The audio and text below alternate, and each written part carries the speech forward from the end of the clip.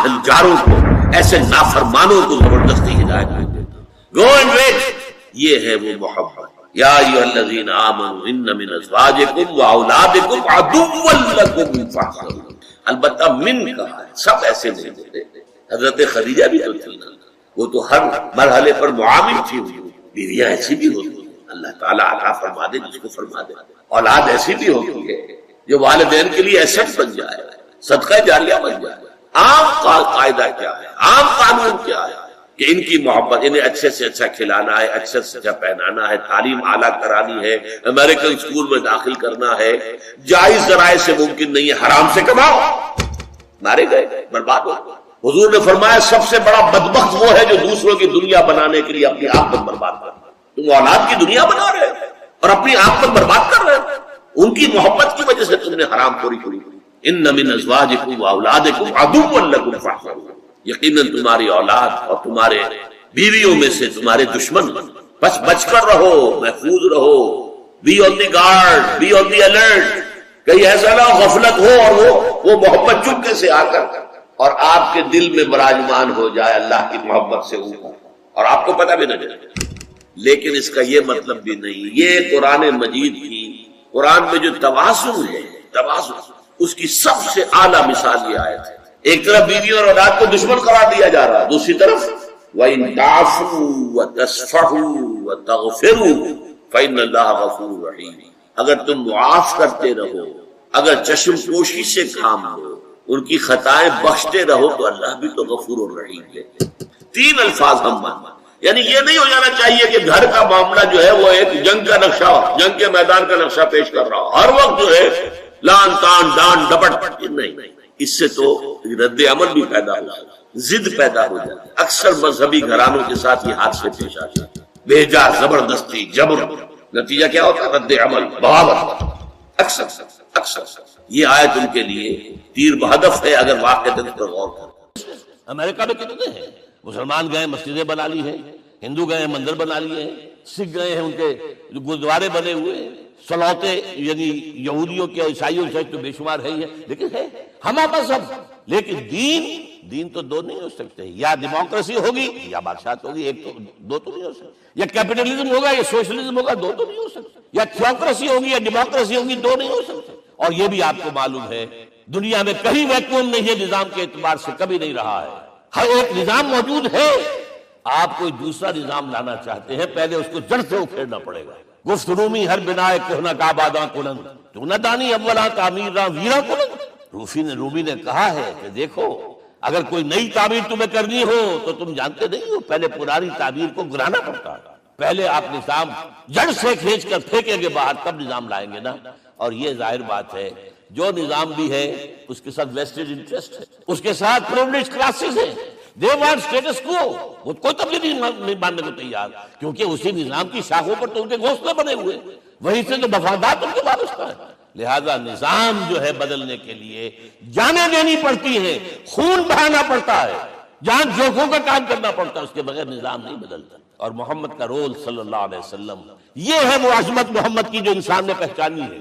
میں تین گواہیاں آپ کے سامنے پیش کر رہا ہوں. One from the east, second from the west, third کئی ملوے ہے. یہی لاہور 1920، یہاں ایک بریڈلا ہال ہوتا تھا. اس بریڈلا ہال میں ایم این رائے کی ایک تقریر. And who was M N Roy? personal friend of Lenin, member of the Communist International. He knew what revolution is. اور اس نے ہسٹوریکل رول آف اسلام تقریر کی لاہور کے اندر 1920 میں. اور اس نے کہا تاریخ انسانی کا عظیم ترین انقلاب وہ تھا جو محمد نے برپا کیا صلی اللہ علیہ وسلم. میں تو اس کی ذہانت کی داد دیے بغیر نہیں رہا. اس نے کہا بعض مورخین یہ جو فتوحات کی ہیں صحابہ کرام نے، ان کو سمجھ بیٹھتے ہیں جیسے اٹیلا نے فتوحات کی ہیں یا چنگیز خان نے کی ہے یا کسی اور. کہاں وہ کہاں یہ، وہاں صرف تباہی آتی تھی. اور محمد صلی اللہ علیہ وسلم کے پیروکاروں نے جب دنیا فتح کی ہے، نئی تہذیب دی ہے، نیا تمدن دیا ہے، نیا نظام دیا ہے، روشنی دی ہے، علوم کو تازہ کیا ہے، علوم ایجاد کیے ہیں. یہ ہے وہ انقلاب جو محمد نے برپا کیا صلی اللہ علیہ وسلم. یہ کتاب آج بھی ہندوستان میں چھپتی ہے، ممبئی میں، دی ہسٹوریکل رول آف اسلام. اور میں سمجھتا ہوں کہ ہندو ہے، کمیونسٹ ہے اور گواہی دے رہا ہے. دوسرا یہ تو چونکہ بڑی ریسنٹ پاسٹ کی بات ہے، ڈاکٹر مائیکل ہارٹ ایک کتاب لکھتا ہے دی 100، اس کا سب ٹائٹل کیا ہے؟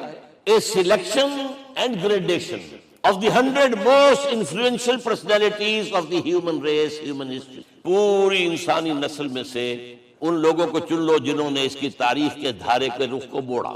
ادھر جا رہا تھا ادھر کر دیا, ادھر جا رہا تھا ادھر کر دیا. جن لوگوں نے بھی تاریخ کا دھارا موڑا, پہلے سلیکٹ کر لو, سلیکشن. 100 آدمی کا ہم آگے, اب گریڈیشن ان میں سب سے زیادہ کس نے کیا, اور ٹاپ پر لایا محمد کو صلی اللہ علیہ وسلم. یہ کتاب تو اویلیبل ہے, پڑھیے. اور چونکہ عیسائی ہے اور حضرت عیسیٰ کو نمبر 3 پر لے, غور کیجیے. نمبر 2 پر لایا نیوٹن کو, بابا طبیعت, اور پھر کہتا ہے naturally I owe an expression, میں عیسائی ہوں, I am placing Muhammad at one at top. How?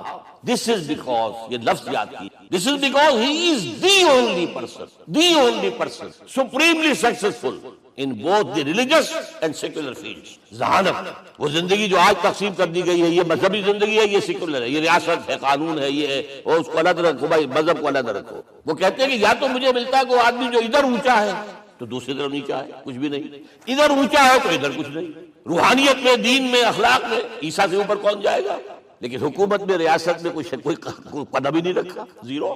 مذہب کتنا بڑا پیدا کر دیا گوتم بدھ نے, لیکن ریاست, حکومت زیرو. اور بڑے سے بڑے جو ہے شہنشاہ اور بڑے سے بڑے کانکرس کوئی چلا آیا ہے. آپ سوچئے جو گریک آ رہا ہے, جو سکندر اعظم کہاں سے چل کر مقدونیہ سے کہاں پہنچ گیا, بیاس تک. اٹیلا کہاں سے پہنچ گیا, مشرق سے مغرب تک. لیکن مذہب و اخلاق کے اندر زیرو نہیں بلکہ مائنس ویلیو لانی پڑے. ایک ہی انسان, آپ کم سے کم give credit to his honesty, ایک ہی انسان, دو ہے ہی نہیں. He is the only person supremely successful in both the religious and the secular fields. اب آئیے تیسری میں گواہی دے رہا ہوں ایک ایسے شخص کی جو ویسے شاتم رسول ہے, گالیاں دی ہیں اس نے, بدترین گالیاں دی ہیں, رقیق حملے کیے, جیسے رشدی نے کیے ہیں ایسے تسلیمہ نسرین نے کیے ہیں, سب اس طرح کے کیے ہیں. وہ H G Wells, fiction story writer, historian بھی, 2 کتابیں ہیں اس کی تاریخ پر, تاریخ انسانی عالم, short history of the world and concise history of the world. جو رقیق حملے کیے ہیں میں اس کا ذکر نہیں, ذکر اس لیے کر دیا کہ معلوم ہے وہ دشمن ہے, دوست نہیں ہے. اگر کسی کا دوست ہوگا تو تعریف کر ہی گئے, وہ دشمن ہے. میں اسٹیبلش کرنا چاہتا ہوں. اور عربی زبان کا ایک مقولہ یہ ہے کہ الفضل ما شہدت بہ الاعداء, فضیلت تو وہ ہوتی ہے جس کی ایک گواہی دشمن دے. جب وہ آیا ہے concise history of the world میں, چیپٹر آخری حضور کا, جو حضور کے چیپٹر میں جو آخری بات, خطبہ حجۃ الوداع کو کوٹ کیا ہے, لا فضل لعربی علی عجمی ولا لعجمی علی عربی ولا لأحمر علی اسود ولا لأسود علی احمر الا بالتقوی. کسی عرب کو کسی اجمی پر کوئی فضیلت, کسی اجمی کو کسی عرب پر کوئی فضیلت, کسی گولے کو کسی کالے پر کوئی فضیلت نہیں, اور کسی کالے کو کسی گورے پر کوئی فضیلت, ہاں تقوی کے ساتھ. اب ذرا میرا ایک لفظ نوٹ کیجئے, کیا لکھتا ہے اس پر. Although the sermons of human freedom, fraternity and equality were said before also, and we find a lot of these sermons in Jesus of Nazareth, مسیح ناصری حضرت عیسیٰ علیہ السلام کے ہاں بھی واعظ تو ہمیں بہت ملتے ہیں. But it must be accepted that it was Muhammad sallallahu alaihi wasallam who for the first time in history established a society based on these principles. انسانی حریت, اخوت, مساوات, اس کے واعظ کہنے تو بہت آسان ہے, تقریریں کرنی تو بہت آسان ہے, لیکن ان ویلیوز کو باقاعدہ اسٹیبلش کرنا ایک سوسائٹی میں ماننا پڑتا ہے. یہ اسے دینا پڑا ہے کریڈٹ جو بھی ہے. لیکن ایک بات نوٹ کر لیں, مبادہ کہیں آپ میرے بارے میں سوء ظن ہو جائے, تازہ ایڈیشن جو اب اویلیبل ہے اس میں سے یہ نکال دیے گئے. آج کے جو ان کے ایڈیٹرز ہیں ان کے حلق سے نیچے نہیں اتر رہے. اتنی بڑی حقیقت, آپ پنجاب لائبریری یا پبلک لائبریری سے جا کے پرانا ایڈیشن لیجئے, concise history of the world کے اندر آپ کو یہ الفاظ بھی, although the sermons of human fraternity, freedom and equality were said before also, and we have a lot of these sermons in Jesus of Nazareth, but it must be accepted that it was Muhammad sallallahu alaihi wasallam who for the first time in history established a society based on these. اب یہ جو mission میں نے آپ کے سامنے رکھا, ایک بنیادی مشن قرآن کی تبلیغ کرو, تبلیغ کرو, تبلیغ کرو, تبلیغ. یا ایھا رسول بلغ ما انزل الیک من ربک وان لم تفعل فما بلغت رسالتہ. نمبر 2, جو دین حق دیا اسے غالب کرو, قائم کرو, نافذ کرو, اس کی مثال پیش کرو دنیا. ان دونوں میں مدد درکار تھی محمد. جیسے حضرت مسیح نے کہا تھا, وَإِذْ قَالَ عِیسیٰ ابْنُ مَرْیَمَ لِلْحَوَارِیِّینَ مَنْ أَنصَارِی إِلَى اللَّهِ, کون ہے میرا مددگار اللہ کی راہ. جیسے کہ اللہ فرماتے سورہ حدید میں, بڑی پیاری آیت ہے, بڑی ریولوشنری آیت ہے, بلکہ میں لفظ استعمال, بڑی ننگی انقلابی آیت ہے قرآن مجید. اتنا صاف اللہ تعالیٰ ہی سچ بول سکتا ہے, کوئی اور تو ضرور کہیں نہ کہ اس کے اوپر کوئی کپڑا ڈال کے بات کرے گا. آیت نمبر 25 آف سورۃ الحدید, لقد ارسلنا رسلنا بالبینات, ہم نے اپنے رسولوں کو بھیجا واضح نشانیوں کے ساتھ، معجزات کے ساتھ۔ وَأَنزَلْنَا مَعَهُمُ الْكِتَابَ وَالْمِيزَانَ، ان کے ساتھ کتاب اتاری، شریعت اتاری، میزان اتاری، نظام اتارا۔ لِيَقُومَ النَّاسُ بِالْقِسْطِ، تاکہ لوگ عدل پر قائم ہوں۔ اس لیے کتاب کیوں بھیجی، رسول کیوں بھیجے، نبی کیوں بھیجے، وحی کیوں بھیجی؟ تاکہ لوگ عدل پر قائم ہوں۔ یہ اس سے بڑی آیت کوئی ہوگی؟ عدل اجتماعی، سوشل جسٹس۔ اب اگلا ٹکڑا پڑھیے، وَأَنزَلْنَا الْحَدِيدَ، ہم نے لوہا بھی اتارا ہے، فیہ بَأْسٌ شدید، اس سے اسلحہ بنتا ہے، جنگی قوت ہے۔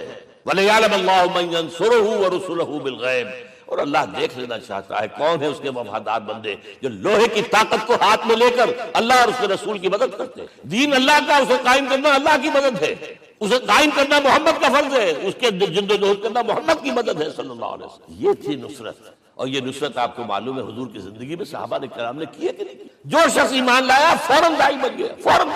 ابو بکر ایمان لائے، اور 6 جو ہیں عشرہ مبشرہ میں سے چوٹی کے صحابہ، وہ ان کی دعوت پر ایمان لائے۔ سعد بن ابی وقاص، طلحہ، زبیر، عثمان، سعید بن زید، یہ سب کون ہیں؟ حضرت ابو بکر کی دعوت۔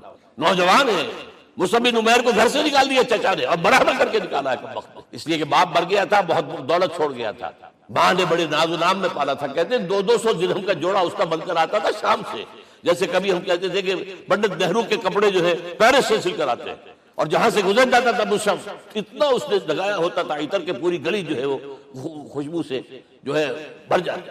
چچا نے بلایا، تم جو یہ گلچھرے کر رہے ہو اپنے باپ کی دولت پر نہ، اور تم اسے کہتے ہو کافر، نکل جاؤ گھر سے۔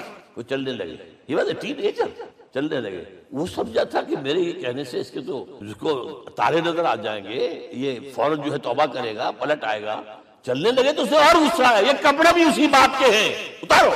وہی اتارے کپڑے، مادرزاد برہنہ ہو کر ماں کے پاس گئے۔ ماں نے آنکھوں پر ہاتھ رکھا، مصعب کیا ہوا ہے؟ فرمایا امی میں موحد ہوں، یہ ہے توحید۔ اور اب جا کر حضور کے دامن میں بیت ارقم میں اب ہمہ وقت کارکن ہے، قرآن اتر رہا ہے، پڑھ رہے ہیں سب، قرآن اتر رہا ہے، یاد کر رہے ہیں۔ اور اس کے بعد جب کہا تھا مدینے والوں نے بیت عقبہ اولیٰ پر کہ حضور ہمارے سے آپ کی ملاقات تو سال کے بعد ہی ہوگی، درمیان میں تو آپ کو معلوم ہے خورے سی ہے، کوئی قافلہ بچ کے نہیں آ سکتا، تو اب آپ ہمیں کوئی اپنا شاگرد دی۔ مصعب بن عمیر کو حضور نے کہا جاؤ، وہاں ان کا نام پڑ گیا المقری، پڑھانے والا، قرآن پڑھانے والا۔ 75 آدمی اگلے سال لے کر آ گیا ہے، اور اسی سے بیعت عقبہ ثانیہ ہوئی ہے، اور ہجرت کا راستہ کھل گیا۔ اور اس کو ایک دفعہ حضور نے دیکھا، مسجد کے دروازے کے سامنے سے گزر رہا تھا مصعب، پھٹا ہوا کمبل تھا جسم پہ، حضور کی آنکھوں میں آنسو۔ غزوہ احد میں شہید ہوا کس طرح؟ علم بردار تھا، ایک ہاتھ پر وار پڑا ہے، کٹ کے گر گیا، ایک ہاتھ سے تھاما، دوسرے پر بھی گر گیا، دونوں جو بچے ہوئے حصے تھے اس سے تھاما۔ پھر جب ختم ہو گئے، اس کے بعد جو ہے جب دفن کر رہے تھے تو حضور کے سامنے پرابلم لایا گیا۔ مصعب کے جسم پر تو کوئی کپڑا ہی نہیں تھا سوائے ایک چادر کی، ایک دھوتی، اللہ خیر۔ اور شہید کا کفن ہوتا ہے اس کا اپنا لباس۔ حضور وہ اتنا چھوٹی ہے وہ چادر کہ پاؤں ڈھانپتے ہیں تو سر کھل جاتا ہے، سر ڈھانپتے ہیں تو پاؤں کھل جاتا ہے۔ فرمایا سر کو ڈھانپ دو کپڑے سے اور پیروں پر گھاس ڈال۔ That was the last dress which Musab got۔ تو یہ لوگ جو تھے محمد رسول اللہ والذین معہ، یہ ساتھی حضور کے جنہوں نے حضور کے مشن میں آپ کا ساتھ دیا۔ اور ایک خاص مرحلے کا تو میں آپ کے سامنے ذکر ہی کر دوں، اس لیے کہ دین کی اقامت، دین کا غلبہ، اس میں تو جہاد اور قتال آئے گا لا محالہ۔ Nobody is going to allow you to change the system۔ اگر سسٹم بدلتا ہے تو اس کے ساتھ جو مفادات بدلتے ہیں وہ ختم ہو جاتے ہیں، جو پریولیجز ہیں وہ ختم ہو جاتے ہیں۔ لہذا جب غزوہ بدر کا مرحلہ آیا ہے، حضور نے مجلس شورا منعقد، اور آپ نے جو وہی سے آپ کو بتا دیا گیا تھا، دیکھو ایک قافلہ آ رہا ہے شمال سے، مال غنیمت سے لدا پھدا ہے، اور 50 صرف اس کے ساتھ محافظ۔ ایک لشکر آ رہا ہے جنوب سے، ویل کانٹے سے لیس، اور اللہ نے وعدہ کیا ہے کہ ایک پر ضرور تمہیں فتح دے گا، بتاؤ کدھر چلے۔ یہ اصل میں کسی بھی سپہ سالار کے لیے وقت ہوتا ہے کہ اپنے ساتھیوں کے مورال کا اندازہ کرے۔ کچھ ہوں گے ہم جیسے کمزور بھی، انہوں نے کہا کہ حضور پہلے قافلے کی طرف چلے، آسانی سے فتح بھی ہو جائے گی اور ہتھیار مل جائیں گے ہمیں، ہمارے پاس تو ہتھیار بھی نہیں، گنتی کے لوگوں کے پاس تلواریں بھی نہیں سب کے پاس، تو 50 آدمیوں کے ہتھیار تو ملیں گے، پھر لشکر سے نپٹ لیں۔ اب حضور کہہ رہے ہیں اشیرونی اشیرونی اشیرونی۔ حضرت مقداد بن اسود کھڑے ہوتے، حضور ہمیں موسیٰ کے ساتھی نہ سمجھیے جنہوں نے کہہ دیا فَذَهَبَ أَنْتَ وَرَبُّكَ فَقَاتِلَا إِنَّا هَاهُنَا قَاعِدُونَ۔ ہم موسیٰ کے ساتھی نہیں، ہم آپ کے جانثار ہیں، آپ جو آپ کی نیت ہے آپ بسم اللہ کیجیے، ہم آپ کو کیا پتا ہمارے ذریعے آپ کو اللہ تعالیٰ آنکھوں کی ٹھنڈک عطا فرمائے۔ حضور پھر فرمایا مجھے مشورہ دو، مجھے مشورہ دو۔ تب خیال آیا سعد بن عبادہ رضی اللہ تعالیٰ عنہ کو، جو رئیس انصار تھے، ہو نہ ہو یہ ہماری طرف روئے سخت، کیونکہ بیعت عقبہ ثانیہ جس کے نتیجے میں ہجرت ہوئی ہے، اس میں طے یہ ہوا تھا کہ اگر یہ مکے والے مدینے پر حملہ آور ہوں گے آپ کو ختم کرنے کے لیے، ہم آپ کی حفاظت ایسے ہی کریں گے جیسے اپنے بیوی بچوں. اور ابھی مدینے پر حملہ ہوا نہیں ہے، حضور پری ایمپٹ کر رہے ہیں، باہر نکل کر مقابلہ کرنا چاہتے ہیں. تو گویا کہ انصار کور نہیں ہوتے اس لیے بار بار اشیرونی، مجھے مشورہ کرو. اب سعد بن عبادہ کھڑے ہوتے، کانک تعنینا یا رسول اللہ صلی اللہ، اے اللہ کے رسول شاید آپ کا روئے سخن ہماری جانب، فإنا آمنا بک وصدقناک، ہم آپ پر ایمان لا چکے ہیں، ہم نے آپ کی تصدیق کی، اب ہمارے پاس چوائس کون سا ہے؟ اگر آپ آگے چلیں ہم پیچھے چلیں گے، اگر برق الغبار تک پہنچیں گے ہم اپنی اونٹنیوں کو دبلا کر دیں گے، یمن کا آخری شہر جو ہے برق الغبار، اور اگر آپ ساحل سمندر پر کھڑے ہو کر اپنی سواری سمندر میں ڈالیں گے ہم بھی ڈالیں گے. بہرحال یہ مراحل ہیں کہ جن سے گزر کر حضور اللہ کے دین کو غالب کیا اور قائم کیا، اور اس ہر سطح پر ہر مرحلے پر صحابہ کرام نے آپ کا ساتھ دیا. جہاں آپ کا پسینہ گرا وہاں انہوں نے اپنے خون کی ندیاں بہا دی. محمد الرسول اللہ والذین معہ اشداء علی الکفار رحماء بینہم، یہ ہے در حقیقت عظمت محمد صلی اللہ علیہ وسلم. آج کے دور میں سمجھ لیجیے اچھی طرح، یہ دور جس کا کہ فاتح ہے حضور، فاتح سے مطلب افتتاح کرنے والے، اس دور میں اجتماعی نظام کی اصل اہمیت ہے. اجتماعی نظام غلط ہے، ایکسپلائٹیٹو ہے. تقسیم دولت کا نظام غلط ہے. کیا ہوگا؟ ایک طرف دولت جمع ہوگی، ایکومولیشن آف ویلتھ، ایک طرف بھوک، افلاس، فاقہ ہوگا. شاہ ولی اللہ دہلوی کہتے ہیں کہ جس معاشرے میں تقسیم دولت کا نظام غلط ہو جائے، یہ دو دھاری تلوار ہے، دو دھاری دونوں طرف کاٹتی. ایک طرف دولت جمع ہوگی تو عیاشیاں ہوں گی، بدماشیاں ہوں گی، گلچرے ہوں گے، وہ بھی خراب، معاشرے کے لیے خراب. اور ایک طرف فقر ہوگا اور بھوک ہوگی اور فاقہ ہوگا، یہ بھی خراب. اس لیے کہ حضور فرماتے ہیں کاد الفقر و یکون کفرا، فقر تو انسان کو کفر کی حد تک پہنچا دے، لہذا فقر کل نظام کو توڑنا ہوگا. یہ الفاظ شاہ ولی اللہ دہلوی رحمۃ اللہ علیہ جو 12ویں صدی ہجری کے مجدد. اس نظام کو بدلنا. اب آپ سوچئے حضور صلی اللہ علیہ وسلم نے جب اپنے اس مشن کی تکمیل کر لی، تو میں اب دو باتیں آپ کو بتا رہا ہوں. چونکہ حضور کی بعثت صرف عرب کے لیے نہیں تھی، صرف عربوں کے لیے نہیں تھی، صرف ملک عرب کے لیے نہیں تھی. اگر یہ ہوتا تو آپ کا کام مکمل ہو گیا تھا، پورے عرب میں اللہ کی حکومت قائم ہو، ایک ایک شخص تک قرآن پہنچ گیا. لیکن 5 جگہ قرآن میں آیا ہے وَمَا أَرْسَلْنَاكَ إِلَّا كَافَّةً لِلنَّاسِ بَشِيرًا وَنَذِيرًا، ہم نے نہیں بھیجا آپ کو مگر تمام انسانوں کے لیے بشیر اور نذیر بنا کر. لہذا کام مکمل نہیں ہوا. اقبال کہتا ہے وقت فرصت ہے کہاں، کام ابھی باقی ہے، نور توحید کا اتمام ابھی باقی. یہ بھی تکمیل رسالت کا مظہر ہے کہ حضور سے پہلے کوئی رسول پوری نوع انسانی کے لیے نہیں بھیجا گیا. آپ پہلے رسول ہیں اللہ کے اور آخری جو پوری نوع انسانی کے لیے. حضرت عیسیٰ نے بھی یہی کہا تھا اپنے حواریین سے، تو سینٹ پال نے اسے تبلیغی مذہب بنایا ہے. انجیل میں اب بھی الفاظ موجود ہیں کہ I have been sent in search of the lost sheep of the house of Israel. میں تو اسرائیل کے گھرانے کی کھوئی ہوئی بھیڑوں کی تلاش میں بھیجا گیا، صرف بنی اسرائیل کے لیے. قرآن بھی کہتا ہے رسولا الی بنی اسرائیل، واحد رسول ہیں جو پوری دنیا کے لیے. اچھا کہہ دینا تو آسان ہو گیا، اس کا مطلب کیا ہے؟ جب تک پوری دنیا پر اللہ کا دین غالب نہ ہو، محمد کا مقصد بعثت ہنوز شرمندہ تکمیل، اور یہ ہوگا، اس کی خبر دی. یہ ایک تحفہ میں لے کر آیا آپ کے لیے. 8 صفحے ہیں، لیکن یہ سمجھیے کہ یہ سونے کے حروف سے شر لکھے ہوئے وہ احادیث، وہ آیات جن میں حضور نے خبر دی ہے کہ پوری دنیا پر اللہ کا دین غالب ہوگا. ہو نہیں سکتا کہ دنیا ختم ہو جائے اور محمد کا مقصد بعثت ابھی مکمل نہ ہو، ناممکن. جن آیات کو پڑھیے، ان میں پھر احادیث پڑھیے. میں صرف 2 حدیثیں آپ کو سنا دوں. ایک میں حضور نے اپنے زمانے سے لے کر قیامت تک کے 5 ادوار گنائے ہیں. آپ پڑھ لیجیے گا، ٹیکسٹ ہے یہ، اور خدا کے لیے اس کی قدر کی جائے. یہ آیات ہیں، احادیث سے پھینک نہ دیجیے خدا کے لیے. اور اس کے اندر جو ہے اس وقت کے جو مایوسی کے اندھیارے ہمارے اوپر چھائے ہوئے ہیں، اس کا علاج ہے کہ نہیں، اور بھی دور فلک ہیں ابھی آنے والے، ناز اتنا نہ کریں ہم کو ستانے والے.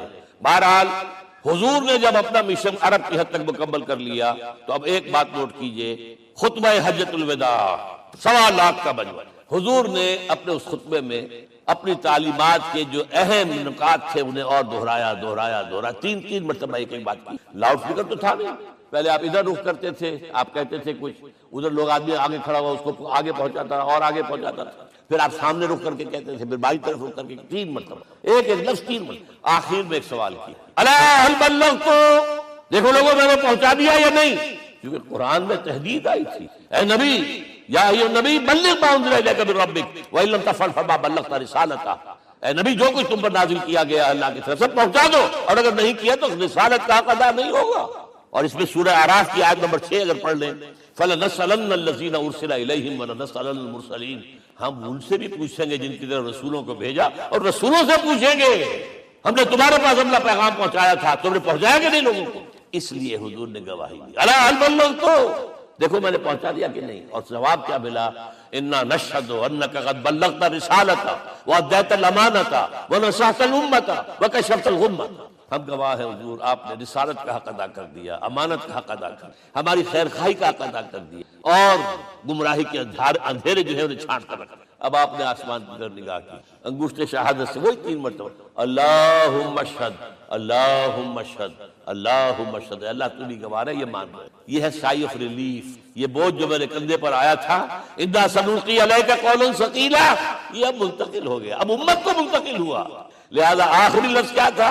فَلْيُبَلِّغِ الشَّاهِدُ الْغَائِبَ، اب جو یہاں موجود ہیں ان کا فرض ہے کہ پہنچائیں ان کو جو یہاں نہیں ہے، میں صرف تمہارے لیے رسول، ایک فرد نوع بشر تک دنیا میں جو اس وقت ہے، اور ایک فرد نوع بشر جو آخر تک آئے گا قیامت تک، اس تک قرآن پہنچانا تمہارے ذمہ ہے۔ ہم نے نہیں پہنچایا، اسی لیے آج ہم اللہ کے عذاب میں ہیں۔ آج کیوں ذلیل کے کل تک نتی پسند گستاخی فرشتہ ہماری جناب میں 1.5 بلین مسلمان، لیکن عزت نام کی کوئی شے ہے؟ G7 G9 G11 G13 G15 کوئی مسلمان بھی ہے ان میں؟ نہ 3 میں نہ 13 میں، نہ G7 میں نہ G15 میں، نہ اتنی بڑی تعداد۔ سیکیورٹی کونسل میں کسی سیٹ کی امید ہے؟ آپ کے وسائل پر ان کا قبضہ ہے، آپ کی ٹیکسیشن کے احکام وہاں سے آ رہے ہیں، ریٹ بڑھاؤ، چینی کے اس کے بڑھاؤ، فلاں کے بڑھاؤ، اور بجلی کے بڑھاؤ، اور تیل کے بڑھاؤ، کیا ہو رہا ہے؟ کیوں ذلیل؟ اور نمبر 2، آج دنیا میں خون اگر بہ رہا ہے تو صرف مسلمان ہو گیا مانند آب، ارضا مسلمان کا لہو۔ 60 سال سے کشمیر اور فلسطین، پھر درمیان میں صومالیہ، چچنیا، کوسوو، یہ سب بوسنیا، پھر آپ کو معلوم ہے فلپائنز، پھر جو کچھ ہوا افغانستان میں، اور جو کچھ ہوا اب ہو رہا ہے، جو کچھ ہوا عراق میں۔ یہ کیوں ہے؟ We are criminals number 1، we have not done our duty۔ ہم نے قرآن کو اپنا امام نہیں بنایا، دوسروں کے سامنے کیا پیش کریں گے؟ ہمارا اپنا سارا نظام سود کے اوپر مبنی ہے۔ بہرحال پہلا فرض یہ ہے، اب اس کو پہنچاؤ، اور یہاں تک فرمایا بلغوا عنی ولو آیۃ، پہنچاؤ میری جانب سے چاہے ایک ہی آیت، preach on my behalf۔ یہ کام جو ہے جو کہا گیا تھا، واقعہ یہ کہ میں 50 برس سے کر رہا ہوں، یہ آج کی بات نہیں ہے۔ تکمیل اور تدوین فن میں جو بھی حفیظ کا حصہ ہے، نصف صدی کا قصہ ہے، 2-4 برس کی بات نہیں۔ میں میڈیکل کالج کے زمانے سے درس قرآن دے رہا ہوں، جب یہ طلبہ کے اجتماعات کے درمیان درس قرآن ہوتا تھا، جماعت اسلامی کا رکن تھا تو درس قرآن ہوتا تھا، اور اس کے بعد سے میری زندگی کا بیشتر وقت اس میں لگا، بیشتر اور بہتر۔ یہ حضور کا حکم، پہنچاؤ میری جانب سے چاہے ایک ہی آیت۔ اچھا نمبر 2، اب حکم دیا گیا، اس کی مثال میں دے رہا ہوں آپ کو۔ جب ایران کے ساتھ جنگ شروع ہوئی ہے تو سپہ سالار افواج ایران رستم نے وفد بلایا ہے، اے عربو تم پہلے بھی ہم پر حملے کیا کرتے تھے، لیکن پہلے لوٹ مار کر کے واپس چلے جائیں۔ یہ جان لیجئے یہ ہسٹری کا ایک موقع ہے خاص کا، ایک سیٹلڈ سیویلائزیشنز ہوتی ہیں، اور ایک وہ جو رہتے ہیں سطح مرتفع پر، وہاں پانی نہیں ہوتا، وہ فصل کہاں سے آ جائے گی؟ یا ریگستان میں جو وہاں بستے ہیں وہ کیا کرتے ہیں؟ وہ وقتاً فوقتاً جاتے ہیں، جپٹا مارتے ہیں، لوٹ مار کرتے ہیں، لے کر وہاں سے دولت آتے ہیں، اسی پر ان کی گزارا تھا۔ تو پہلے بھی آیا کرتے تھے، لوٹ مار کر کے چلے جاتے، اس دفعہ پیچھا بھی چھوڑ رہے، بولے کیا؟ ایسی پیاری، یہ کئی روایتوں میں آیا ہے، الفاظ مختلف ہو سکتے۔ جو مسلمان وفد کا سربراہ تھا اس کا جواب سنیں، انا قد ارسلنا، دیکھو رستم پہلے ہم خود آتے تھے، اب ہمیں بھیجا گیا، اللہ نے بھیجا محمد کو، محمد نے بھیجا ہمیں صلی اللہ علیہ وسلم۔ کس لیے؟ لنخرج الناس من ظلمات الجہالۃ الی نور الایمان ومن جور الملوک الی عدل الاسلام، اس لیے بھیجا گیا ہمیں کہ نوع انسانی کو شرک اور کفر کی جہالتوں سے نکال کر ایمان کی روشنی میں لائیں، اور بادشاہوں کے ظلم و ستم کے پنجے سے نجات دلا کر عدل اسلام۔ دیکھو ہمارا خلیفہ چٹائی پر بیٹھتا ہے عمر رضی اللہ تعالیٰ عنہ، اس کے تو کوئی خدم و حشم نہیں ہے، کوئی باڈی گارڈ نہیں ہے۔ ایک آیا تھا سفیر ایران کا، مدینے میں آ کر گھوما پھرا، کوئی محل نظر نہیں آیا، پوچھتا ہے مسلمانوں سے اینا ملککم، بھائی تمہارا بادشاہ کہاں ہوتا ہے؟ جواب ملا لیس لنا ملکن بل لنا امیر، ہمارا کوئی بادشاہ نہیں، ہمارا امیر ہے۔ کہاں ہے بھائی؟ ہمارے بیت المال کے کچھ اونٹ گم ہو گئے تھے کہ بھائی ملے نہیں، ہمارا خلیفہ تلاش کر دے۔ اب اس نے کسی کو لیا ہوگا، آئیڈینٹیفائی کر سکے، ڈھونڈ کر جا کر ایک جگہ دیکھا، دھوپ تیز ہو گئی تھی، حضرت عمر تھک گئے تھے، لہٰذا ایک درخت کے سائے میں اپنے کوڑے کا تکیہ بنا کر لیٹے ہوئے استراحت فرما رہے ہیں، کوئی خادم نہیں، کوئی خدم و حشم نہیں، کوئی باڈی گارڈ نہیں۔ اس وقت وہ کھڑے ہو کر کہتا ہے عمر تم عدل کرتے ہو، تمہیں کوئی خوف نہیں ہے، ہمارے بادشاہ ظلم کرتے ہیں، لوگوں کا خون پیتے ہیں، انہیں ہر وقت ڈر رہتا ہے، انہیں اونچی اونچی فصیلیں چاہیے، انہیں باڈی گارڈ چاہیے، انہیں حفاظتی دستے۔ یہ مثال پیش کی ہے نا، یہ کوئی فیری ٹیلز تو نہیں ہے، یہ تو آج کی تاریخ ہے، 1400 برس پرانی تاریخ ہے بھائی، کوئی پرانی نہیں ہے، کوئی 10,000 سال پرانی بات نہیں۔ اور وہی عمر ہے، انہیں بلایا گیا ہے بیت المقدس، وہاں جو مسلمانوں کا محاصرہ تھا وہ طول کھینچ گیا، فصیل بہت اونچی مضبوط، اور اندر ہر طرح کا رسن بھی موجود ہے، راشن بھی ہے، پانی بھی۔ عیسائیوں کا قبضہ تھا، عیسائی پادری آئے فصیل پر، مسلمانوں تم اگر قیامت تک بھی یہاں پڑے رہے محاصرہ کر کے، یہ کبھی فتح نہیں ہوگا شہر۔ ہاں یہ فتح ہونا ہے، ہماری کتابوں میں ہے، لیکن ایک درویش بادشاہ کے ہاتھوں فتح ہوگا، تمہارے اندر ہمیں وہ درویشی نظر نہیں آ رہی۔ وہ چونکہ کچھ عرصہ ہو گیا تھا، شام میں پہنچ گئے تھے، خربوزے کو جو کہ خربوزہ رنگ پکڑتا ہے، اچھا لباس پہننا شروع کر دیا، اور وہاں تھے امین هذه الامہ ابو عبیدہ بن الجراح رضی اللہ تعالی عنہ، یکے ادا شرح مبشرہ، ان کا فوراً کلک کیا، یہ بادشاہ مدینے میں بیٹھا ہوا تو ہے، یہاں سے ریکویسٹ کی آپ تشریف لائیے۔ اب 700 میل کا سفر ہے، کوئی ذاتی سفر نہیں، کسی بیٹے کے کنووکیشن میں کے لیے نہیں گئے، کوئی انٹوریج نہیں ہے، کچھ نہیں، ایک اونٹ، ایک خادم، اور اسی اونٹ پر راستے کا راشن، لہذا ایک آدمی بیٹھ سکتا ہے۔ اب ایک منزل خلیفہ اوپر تشریف فرما ہے اور خادم ہاتھ پکڑ کر آگے چل رہا، اگلی منزل خادم اوپر بیٹھا ہے اور خلیفہ ہاتھ پکڑ کے آگے چل رہا۔ جب آخری منزل آئی ہے تو باری ہو گئی اس خادم کی، اس نے ہاتھ جوڑ دیے، خدا کے لیے لوگ دیکھیں گے، مجھے ماریں گے، تمہیں شرم نہیں آئی؟ خلیفۃ المسلمین جو ہے وہ آگے آگے تمہارے چل رہے تھے، تم براجمان تھے۔ حضرت عمر نے ڈانٹ پلائی، دوڑو دوڑو، نہیں باری تمہاری۔ وہ بیٹھا ہوا اوپر، حضرت عمر کنکیل پکڑ کر آ رہے ہیں، اور بیچ میں کہیں کیچڑ آ گیا تھا، جوتیاں بھی ہاتھ میں پکڑی ہوئی۔ اب وہاں آتے ہی انہیں لے جایا گیا فصیح کے سامنے، انہوں نے اوپر سے اپنی کتابیں دیکھیں، ہاں یہی ہے درویش بادشاہ، یہ فتح نہیں ہوا تھا یروشلم، یہ ایک شرح کے طور پر انہوں نے دیا ہے، کھول دیا، آ جاؤ۔ اور انہوں نے شرط رکھوائی تھی کہ کہیں یہاں یہودیوں کو آباد نہیں ہونے دیں گے آپ۔ حضرت عمر نے اتنی رعایت کی تھی یہودیوں کے لیے کہ وہ یہاں آئیں، اپنے مقدس مقامات کی زیارت کر کے جا سکتے ہیں، لیکن یہاں سیٹل نہیں ہو، اس لیے وعدہ تھا۔ یہ وعدہ جو ہے سلطان عبدالحمید خان تک چلا ہے، بڑی سے بڑی رشوت پیش کی تھی زائنسٹ نے، تمہارے سارے قرضے ہم ختم کر دیں گے، تم جو ہے ہمیں فلسطین میں آباد ہونے کا حق دے دو۔ نہیں، جو معاہدہ عمر کا تھا اس میں میں کچھ ترمیم تھی۔ یہ مثالیں ہیں جو کہیں میں تو کہا کرتا ہوں، جب میں نے پڑھا تھا کہ کرنل جمال عبد الناصر کی بیٹی سائیکل پر جاتی ہے کالج، کیو این لائی کی بیٹی بھی سائیکل پر کالج جاتی ہے، احساس ہوا تھا عظمت ہے نا، چاہے وہ کسی غیر میں ہو۔ اور واقعہ یہ ہے کہ میں بیان کرنے سے رہ نہیں سکتا، جب میں نے لال بہادر شاستری کے بارے میں سنا، he had no house in the whole of India، یہ تو بھارت کی ڈیموکریسی کا ایک معجزہ ہے۔ A person who doesn't own a house in the whole length and breadth of India and he rose to the position of prime minister۔